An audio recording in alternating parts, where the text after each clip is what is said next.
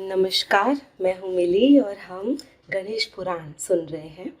गणेश पुराण का आज हम लेंगे 8वां अध्याय। इस अध्याय का नाम है राजा सोमकांत द्वारा पूर्व जन्म में किए गए पापों तथा वृद्धावस्था में गणेश मंदिर के जीर्णोद्धार का वर्णन। मित्रों, अब ये अध्याय शुरू करने से पहले मेरी छोटी सी विनती है कि अगर आप मेरा चैनल रेगुलरली सुनते हैं तो कृपया मेरे चैनल को सब्सक्राइब कर दीजिए और हाँ, हर एक वीडियो में जय श्री गणेश का कमेंट अवश्य कीजिएगा। आप जितना ज़्यादा कमेंट करते हैं उतना ही ज़्यादा मेरे इस वीडियो को रेटिंग भी मिलती है। अगर आप चाहते हैं कि आप भागवत गीता सुनना चाहते हैं तो मेरे चैनल की प्लेलिस्ट में आपको अवश्य मिल जाएगा।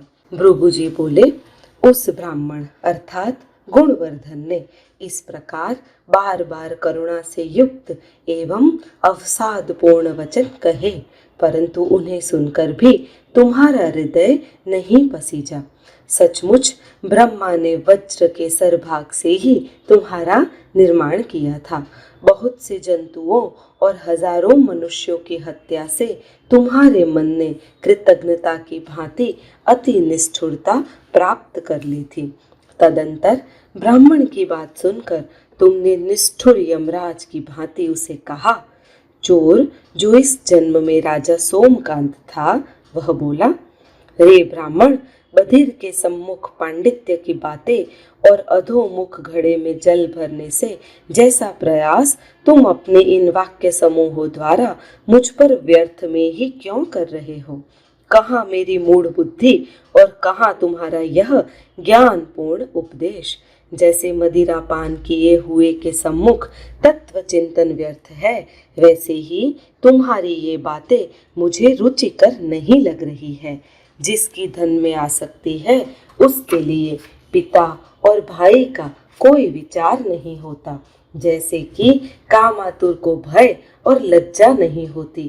क्या तुमने कोए को शुद्धि का विचार करते हुए, जुए खेलने वाले को सत्य बोलते हुए, नपुंसक को धैर्य रखते हुए, स्त्रियों में निष्कामता और सर्पों में क्षमा के भाव को देखा है? विधाता ने देवयोग से तुम्हें मुझ आजी विकार रहित के पास भेज दिया है। मैं तुम्हें कदापि नहीं छोड़ सकता। भृगु जी बोले, ऐसा कहकर तुमने अपने दाहिने हाथ में तीक्ष्ण धार वाला खड्ग लेकर उस ब्राह्मण का सिर उसी प्रकार से काट दिया जिस प्रकार बिलाव मूषक का। इस प्रकार तुम्हारे द्वारा की गई ब्रह्म हत्याओं की गणना करना संभव नहीं है। उसमें भी विशेष रूप से स्त्रियों, बालकों, वृद्धजनों और जीव जंतुओं की हत्याओं की गणना नहीं हो सकती और गणना करनी भी नहीं चाहिए, क्योंकि दूसरे के पापों की गणना करने वाला भी उसमें विशेष रूप से भागीदार हो जाता है। हे कामंद, तदंतर बहुत समय बीतने पर तुम्हारी वृद्धावस्था आ गई। तुम्हें कफ, अवसाद, पसीना, हिचकी और कपकपी होने लगी।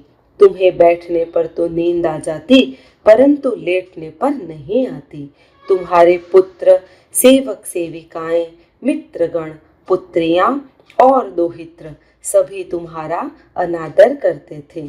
वहां तुम्हारे पास एक विश्वसनीय ब्राह्मण था जो गोपनीय ढंग से तुम्हारे कार्य करता था। वह तुम्हारा देखा समझा था तथा घर में बेरोक टोक आने जाने में समर्थ था। उसे तुमने सभी वनवासी मुनियों को बुला लाने के लिए भेजा। तब तुम्हारे भय से और उस ब्राह्मण के वचन का आदर करते हुए वे सब तुम्हारे पास आए। तब तुमने उन मुनियों को प्रणाम करके कहा, आप लोग मुझसे दान ग्रहण करें। तब उन लोगों ने कहा, हम तुझ पतित से दान नहीं ग्रहण करेंगे। पापी व्यक्ति का यज्ञ कराने, उसे वेदाध्ययन कराने, उससे विवाह आदि संबंध रखने, बातचीत करने, उसके साथ एक वाहन पर बैठने और साथ भोजन करने से उसका पाप दूसरे में भी संचरित हो जाता है। ऐसा तुमसे कहकर वे लोग अपने अपने आश्रमों को चले गए और वहां जाकर उन सब ने पावमानी ऋचा का जप करते हुए सचैल अर्थात वस्त्र सहित स्नान किया। हे कामंद, तब रोग पीड़ित होने, स्वजनों द्वारा त्याग दिए जाने और ब्राह्मणों द्वारा भी बहिष्कृत कर दिए जाने से तुम्हारे मन में अत्यधिक अनुताप अर्थात पाप कर्म के बाद का पछतावा उत्पन्न हुआ। स्वर्ण रजत एवं रत्नादि से समन्वित अपनी विपुल संपत्ति देकर तुम्हारी बुद्धि में किसी देवालय के जीर्णोद्धार संबंधी विचार प्रस्फुरित हुआ। तब ब्राह्मणों ने तुमसे कहा कि वन में एक छोटा सा टूटा फूटा देव मंदिर है, उसमें गणेश जी की श्रेष्ठ अनादि और मंगलमय मूर्ति स्थित है।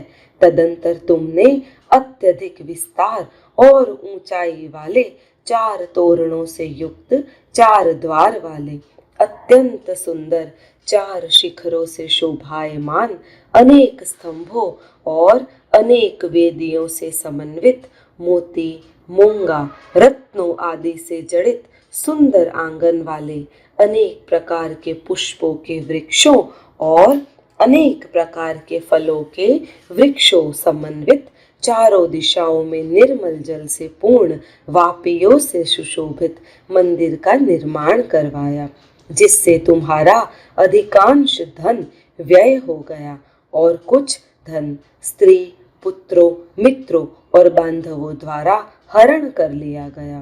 तदंतर थोड़े ही समय बाद तुम पंच तत्वों में विलीन हो गए। यमराज के दूतों ने तुम्हें बांधकर कोड़ों का प्रहार करते हुए बहुत ताड़ित किया। तुम्हारा सारा शरीर कांटों से बिंध गया, तुम्हें पत्थर पर पटका गया और मवाद तथा रक्त के कीचड़ वाले भयंकर नरक में तुम्हें डुबोया गया। इस प्रकार तुम उन दूतों द्वारा चित्रगुप्त और यमराज के पास ले जाए गए। तब यमराज ने पूछा, पुण्य और पाप में तुम पहले किसका भोग करोगे? तब तुमने कहा, हे सूर्यपुत्र, मैं पहले पुण्यों का भोग करूंगा। तब तुम्हें सौराष्ट्र देश में राजा बनाया गया। इस प्रकार शरणागत के प्रति करुणा भाव से तपोबल का आश्रय लेकर मैंने पापों के खान रूप तुम्हारे पूर्व जन्म का वर्णन कर दिया। जीर्ण मंदिर को कांतिमान बना देने के कारण तुम सोमकांत अर्थात चंद्र तुल्य कांति वाले हुए और अपनी अतीव कांतिमती पत्नी के साथ चंद्रिकांशी से समन्वित चंद्रमा की भांति सुशोभित हुए। सूत जी बोले, भृगु जी द्वारा पूर्व जन्म का वर्णन सुन वह अधम राजा सोमकांत उनके वचनों पर संदेह करता हुआ पत्थर की भांति निष्क्रिय अर्थात मौन हो गया। जब उसे वेद शास्त्र के तात्विक विद्वान भूत भविष्य और वर्तमान को जानने वाले तपस्वी भृगु के वाक्यों में संदेह हुआ तो उसके शरीर से अनेक प्रकार के रंगों और आकृति वाले बहुत से पक्षी क्षण मात्र में निकलने लगे और वे सब राजा को खाने लगे। उस राजा को डसने अर्थात चोंचों के प्रहार से पीड़ित करने लगे और मुनि के ही समक्ष उसके मांस को काट काट कर खाने लगे। तब अत्यंत दुखित होकर वह पुनः उनकी शरण में गया और ज्ञान एवं तपस्या के निधि रूप भृगु जी से दीन वाणी में बोला। राजा ने कहा, समस्त प्राणियों को अभय प्रदान करने वाले हे मुनि, आपके वन एवं आश्रम में जन्मजात वैरियों को भी परस्पर भय नहीं है, फिर आपके समक्ष ये पक्षी मुझ मरे हुए को क्यों मार रहे हैं? मैं दीन हूँ, कुष्ठ रोग से ग्रस्त हूँ, शरणागत हूँ और आपके चरणों में पड़ा हूँ। आप इस समय मुझे इनसे बचाइए। सूत जी बोले, राजा के द्वारा ऐसा कहने जाने पर दीन वत्सल भृगु ने उससे कहा। भृगु जी बोले, हे राजन, मेरे वाक्यों पर संशय करने के कारण तुम्हें ऐसा अनुभव हुआ है। मैं इसका प्रतिकार बताता हूँ। तुम क्षण भर में स्वस्थ हो जाओगे। मेरे हुंकार मात्र से ये पक्षी चले जाएंगे। सूत जी बोले, तब द्विज श्रेष्ठ भृगु के हुंकार को सुनकर सभी पक्षी अंतर्हित अर्थात लुप्त हो गए तथा पत्नी और मंत्रियों सहित राजा भी प्रसन्न हो गए। इस प्रकार श्री गणेश पुराण के अंतर्गत उपासना खंड में नाना पक्षी निवारक नामक 8वां अध्याय पूर्ण हुआ। तो मित्रों, आप कमेंट में जय श्री गणेश अवश्य लिखिएगा। अगर आपको मेरा चैनल पसंद आता है और आप चाहते हैं कि बहुत सारे लोगों तक इस गणेश पुराण को पहुंचाना जाए तो आप मेरे चैनल को सब्सक्राइब कीजिएगा और वीडियो को लाइक अवश्य करिएगा। धन्यवाद।